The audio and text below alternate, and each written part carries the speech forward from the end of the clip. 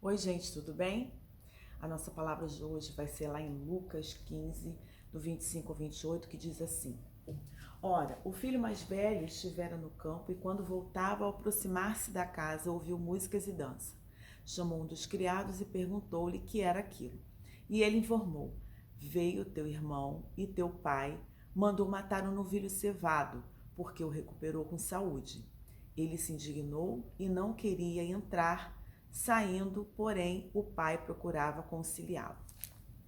Esse texto é o texto de uma história muito conhecida da Bíblia, que é sobre o filho pródigo. E a gente sempre ouve falar as coisas sobre o filho pródigo, que saiu, pegou sua fortuna toda, saiu para curtir a vida e depois ele se arrependeu e voltou. Mas hoje a gente vai falar sobre o irmão do filho pródigo. E o que a gente pode observar aqui nesse texto, né, quando ele estava chegando do trabalho, estava chegando em casa, e quando ele viu aquela festa toda, música e gente, pessoas e tal, o que está acontecendo aqui?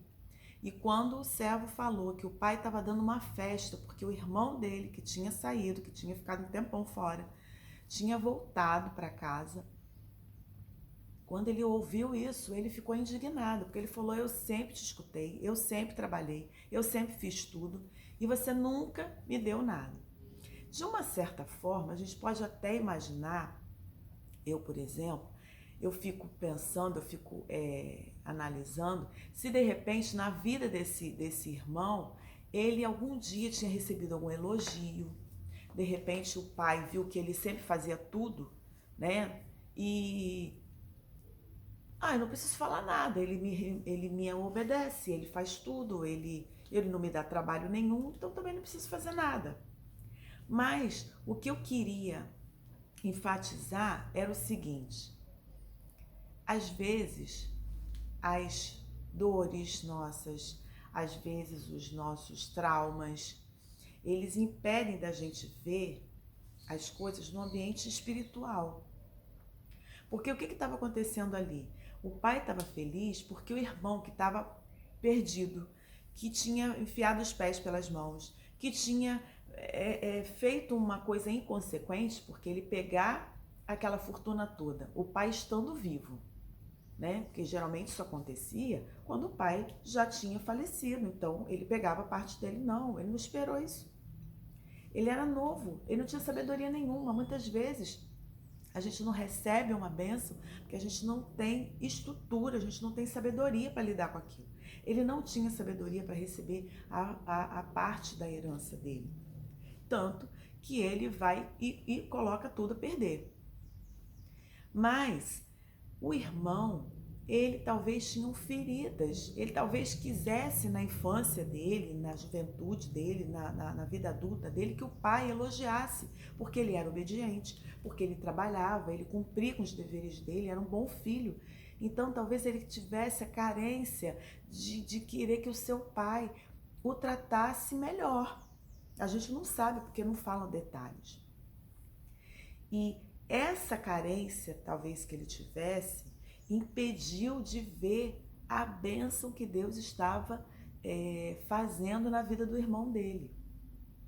E isso faz a gente refletir o seguinte: quando a gente está movido com sentimentos ruins, quando a gente está movido por raiva, por trauma, por problemas, quando a gente está movido principalmente com as coisas que a gente já passou, a gente não consegue ver as coisas no patamar de Deus. Vocês já repararam? Quando você está com raiva, você começa a conversar com alguém, você não consegue falar normalmente, você geralmente está gritando, ou então você não consegue parar para ouvir, você só quer falar, né? E isso são coisas típicas, essa falta de visão, de calma, de poder ouvir e analisar a situação. Isso é típico de pessoas, de quando a gente está sob sentimentos ruins. E o que move o pai, né, a receber esse irmão aliás, a receber esse filho de uma forma tão alegre?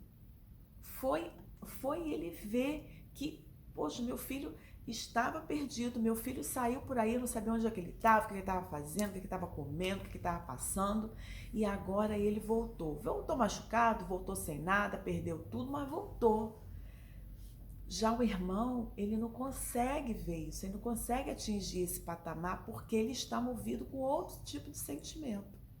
Então a pergunta é: que tipo de sentimento que você que está te conduzindo hoje? Você está conseguindo agir de uma forma que você consegue raciocinar?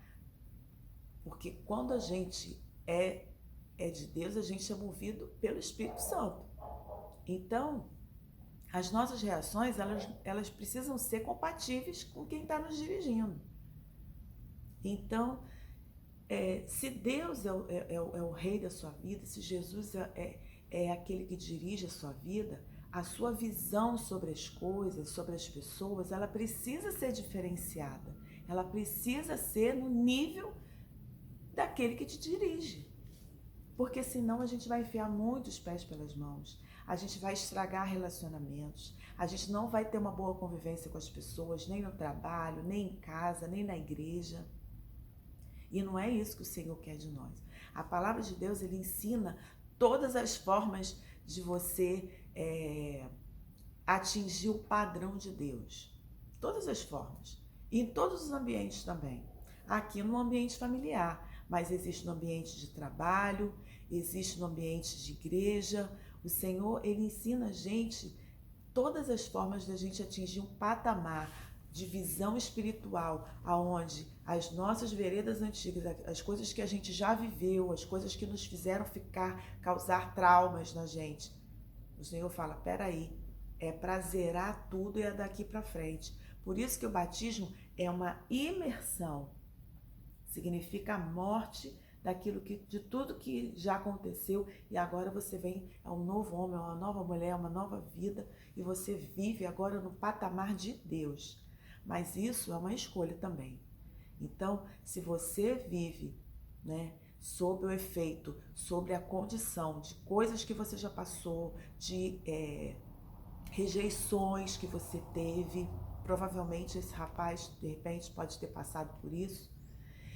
Se você vive no patamar das coisas que já passaram, eu quero te dizer que você é um novo homem, você é uma nova mulher, você não pode mais viver nesse patamar antigo das coisas que já passaram, é daqui para frente. E se você não viveu isso ainda, mesmo nascendo de novo para Jesus, eu quero falar com você que você precisa orar e você precisa pedir sabedoria a Deus para que você não viva mais por vista, você viva por fé, para que você não viva mais no patamar humano, no patamar das rejeições, no patamar dos traumas, que você viva no patamar espiritual, no patamar de Deus, e a sua visão vai se ampliar e você vai ver quantas bênçãos o Senhor vai derramar na sua vida, quantas bênçãos o Senhor vai derramar na tua família e quanto que você vai caminhar aí no caminho rumo à herança que o Senhor tem para nós, a salvação.